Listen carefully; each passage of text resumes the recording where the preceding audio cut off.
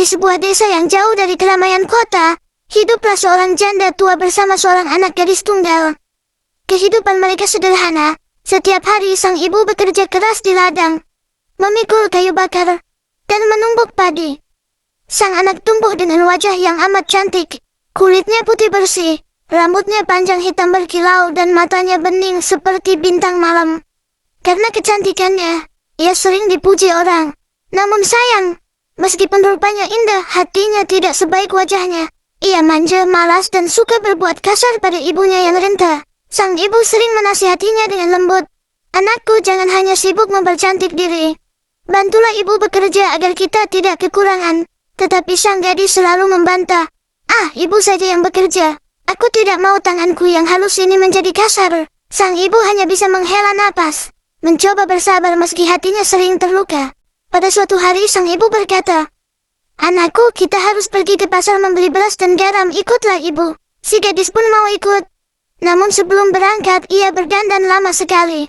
Ia mengenakan kebaya paling indah, menyisir rambutnya hingga mengkilap, dan menghiasi tubuhnya dengan perhiasan seadanya. Ia ingin semua orang di pasar terpesona dengan kecantikannya. Berangkatlah mereka berdua. Sang ibu berjalan tertatih sambil memikul keranjang berat di punggungnya. Sementara sang gadis berjalan anggun tanpa membawa apapun, hanya sibuk menjaga langkahnya agar tetap terlihat cantik. Di sepanjang jalan orang-orang yang mereka temui berkata, "Wah, sungguh cantik anakmu itu, Ma. Bagai bidadari turun dari kayangan." Mendengar pujian itu sang gadis tersenyum puas. Tetapi lama-kelamaan ia merasa malu berjalan di samping ibunya yang berpakaian lusuh, dan tubuhnya penuh peluh. Ia berbisik dengan nada kesal, "Ibu, jangan berjalan dekat-dekat denganku. Aku malu kalau orang tahu kau ibuku." Sang ibu terkejut. Hatinya pedih mendengar perkataan itu. Namun ia tetap diam dan terus berjalan. Namun sang gadis tak berhenti sampai di situ. Ia bahkan menghardik, "Ibu, berjalanlah jauh di belakang. Aku tidak mau orang-orang melihatmu bersama aku." Air mata sang ibu menetes di pipinya. Ia menahan sakit hati yang begitu dalam. Namun cintanya pada anak membuat ia terus bersabar. Akan tetapi semakin jauh mereka berjalan, semakin kasar pula perkataan sang anak. Hatinya semakin tertutup oleh kesombongan, hingga akhirnya sang ibu berhenti melangkah. Dengan tubuh gemetar dan suara parau, ia menengadah ke langit sambil berdoa, "Ya Tuhan, ampunilah hamba. Hamba sudah tak sanggup lagi menahan sakit hati ini. Jika benar anakku durhaka, hukumlah dia, agar semua anak di dunia belajar untuk tidak menyakiti hati orang tua." Begitu doa itu terucap, langit mendung seketika. Petir menyambar, angin bertiup kencang. Sang gadis merasa kakinya berat, seolah menempel di tanah.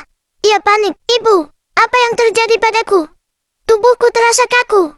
Namun perubahan itu terus berlangsung.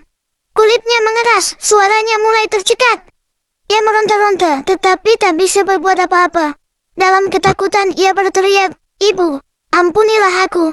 Maafkan aku, Ibu." Tapi sudah terlambat. Tubuh cantiknya membeku menjadi batu. Wajahnya yang rupawan pun mengeras tanpa bisa bergerak lagi. Anehnya, dari celah-celah batu itu keluar air yang terus mengalir, bagaikan air mata yang tiada henti. Air itu jernih, seolah batu itu menangis menyesali perbuatan durhakanya. Sejak saat itu batu tersebut dikenal dengan nama batu menangis. Orang-orang di desa percaya bahwa air yang mengalir dari batu itu adalah tangisan penyesalan seorang anak yang telah melukai hati ibunya. Pesan moral kasih ibu begitu besar dan tak terbalaskan. Jangan pernah menyakiti hati orang tua, apalagi merasa malu memiliki mereka. Anak yang berbakti akan mendapat berkah, tetapi anak yang durhaka hanya akan berakhir dengan penyesalan.